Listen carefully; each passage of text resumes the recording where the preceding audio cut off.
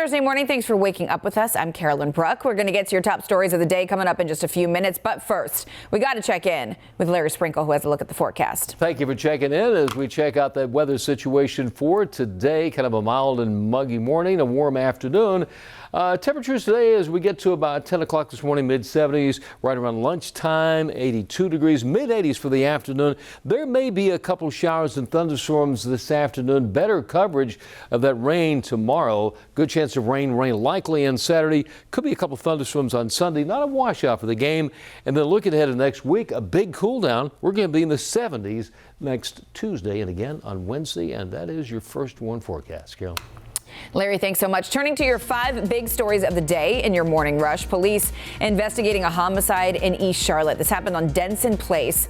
A woman, we're told, was found dead inside of a car, and a man who police are considering a suspect was taken to the hospital with serious injuries. CMPD says that suspect knew the victim and they're not looking for anyone else.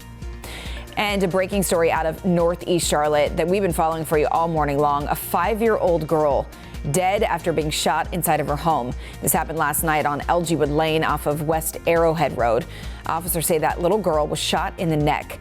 She was taken to the hospital where she later died. Now, it's not clear if police are looking for any suspects.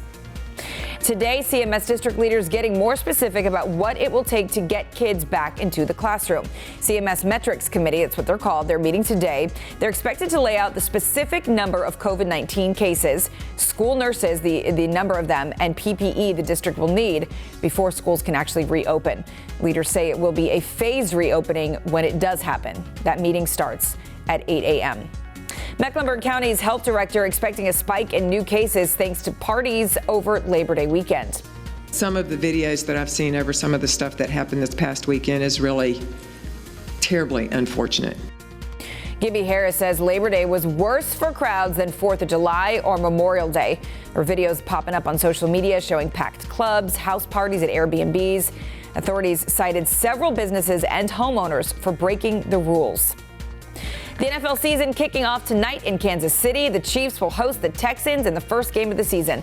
Kansas City, just one of the very few teams allowing fans in the stadium, not at full capacity though. You want to watch that game? Of course you do. All the action starts at 7 p.m. right here on WCNC Charlotte.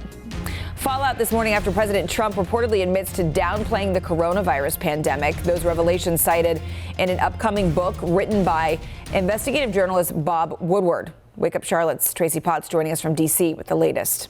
Carolyn, good morning. This all comes from more than a dozen recorded conversations between President Trump and Washington Post journalist and author Bob Woodward, recorded with the president's permission.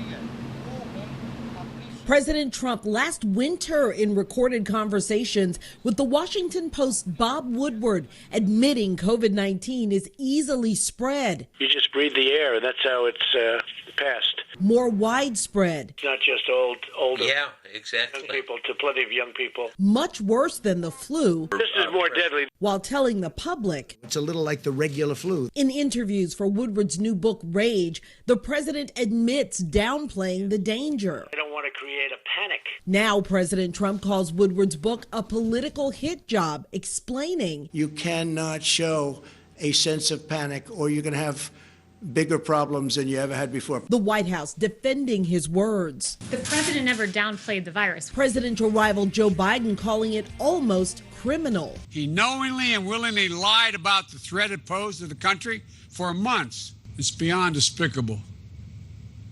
It's a dereliction of duty. It's a disgrace. Adding late last night, Kick him out of office. It just makes me angry. I cannot believe he deceived the American people. Republicans punting. It's a question for the White House. As President Trump faces this shocking new revelation less than 2 months before seeking re-election. Woodward's book also talks about the president's relationship with Russian President Vladimir Putin. I'm Tracy Potts for Wake Up Charlotte. Now to some stories to keep you and your family safe and... Good morning, everybody. I think I will take it from here. We are seeing... Sorry, I scrolled way past you. Who's going, me or Carolyn? You.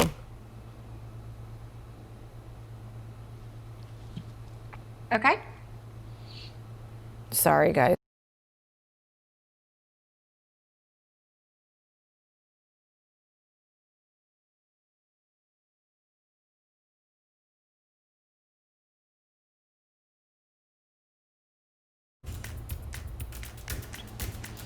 Good morning, everybody. Leave us a comment below if you have seen images all over your social media feeds of just how orange and red the skies are out west. It's really eerie and spooky to see. Here's a first image from the New York Times showing those skies. I have friends that are in San Francisco that said yesterday, 10 a.m., they had to turn all the lights on in the house because it was so dark outside for work. They had to light their own house up because the sun was not coming through that heavy smoke. Even Oracle Park, San Francisco Giants showing that they're seeing the same thing behind their ballpark, and also Weather Nation saying the air quality is so poor that when you breathe in, you can smell the smoke, not just in San Francisco, but down to Los Angeles as well. It is the smoke from all the fires that cause that creepy red glow that we're seeing in these images. Because it's so thick, it's stopping a lot of the bright light from the sun. Right now, smoke and ash that's traveling through the air is just as high as most airplanes. This last image you see, it's from space. It's showing all of that smoke just line the entire West Coast there. So we will continue to follow the very latest, definitely thinking about everybody that's suffering from these wildfires, and especially the first responders that are risking their lives battling them even still this morning. So we'll continue to keep everybody posted right here on social media and, of course, on air. Carolyn, back to you. Rachel, thanks so much. Now to some stories to help keep you and your family safe and sound today. COVID-19 already coming for Halloween. Los Angeles tried to ban trick-or-treating and parties this year. Leaders were met with a ton of backlash. So instead of banning it, they are calling it now a recommendation instead. The question is, will you be trick-or-treating? Will you let your family do so this year? We want to know. Join the conversation. Use the hashtag WakeUpCLT. Well, lunch breaks looking a lot different these days. It turns out we're not even using them to eat. A new survey found only 1 in 5 people are eating an actual meal during their break. 79% say that they usually eat while they work instead, so their lunch break is free for other things. Most people are using that time to go on a walk, check social media, or catch up on all the news. And you can do that with us every single morning starting at 4:30 a.m. on Wake Up Charlotte.